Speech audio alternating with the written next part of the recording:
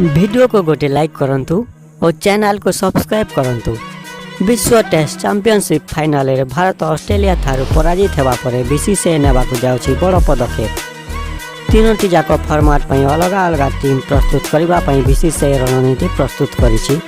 एहा मध्यरे महान क्रिकेटर सचिन तेंदुलकर का पुत्र अर्जुन तेंदुलकर का समेत 20 जन युवा प्रतिभावान लिस्ट जारी करा जायछि।